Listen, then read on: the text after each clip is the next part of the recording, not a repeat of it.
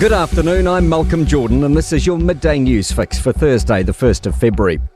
Talks on joining AUKUS seem likely to be on the table at today's ministerial summits between Australia and New Zealand.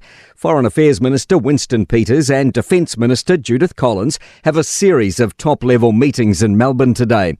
They'll hold round-table talks with their counterparts. Peters told Sky News they're there to get an understanding of the security deal Australia has with the UK and the US. The previous New Zealand government had ministers looking at the Pillar 2 option, so to speak. They'll get all sorts of comments, but we're here to find out much more as to how we can understand it and potentially be seriously part of it. Green MP Chloe Swarbrick will make an announcement tomorrow morning to do with her party's leadership changes. Newstalk ZB understands the Auckland Central MP has been considering her options since party co-leader James Shaw resigned this week. Political reporter Demelza Jackson has more. Shaw will step down from the helm in March but will remain an MP to shepherd through legislation which asserts the right to a livable environment. Nominations for his replacement opened yesterday but no candidates have publicly stuck their hands up yet. Shaw's successor is set to be announced on March 10. Sealord is now the country's biggest seafood business following the purchase of Independent Fisheries. The Deepwater Fishing Company has confirmed the transaction today. Board Chair Jamie Tuta says the purchase places Māori at the forefront of fisheries in New Zealand. A muted start to the year for the housing market following a lull at the end of last year.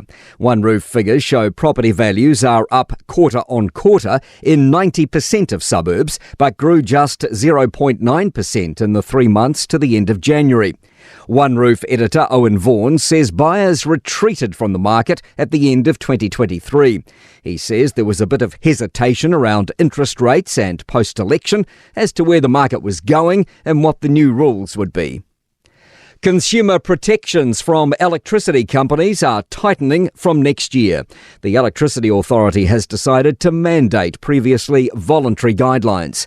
The Consumer Advocacy Council says it includes rules on dealing with people struggling to pay bills and contacting customers before cutting off their power.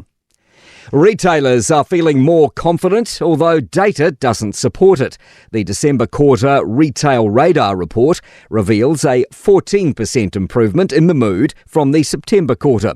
But 56% of retailers say they fell short of sales targets. Retail NZ Chief Executive Carolyn Young says consumers have less cash and it's much more difficult to make a sale and spending is down.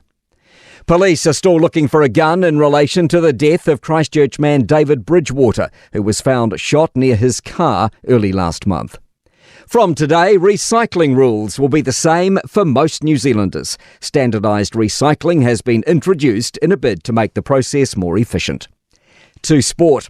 New Zealand Rugby is eyeing what they can do in the American market as the All Blacks return for the first time since 2021. A July test against Fiji is in San Diego. The napkin on which 13-year-old Lionel Messi signed his first football contract with Barcelona is getting auctioned by Bonhams in March with a $622,000 starting price. I'm Malcolm Jordan. That's your latest news fix. We'll be back with the next update at 5 p.m. from the Newstalk ZB newsroom.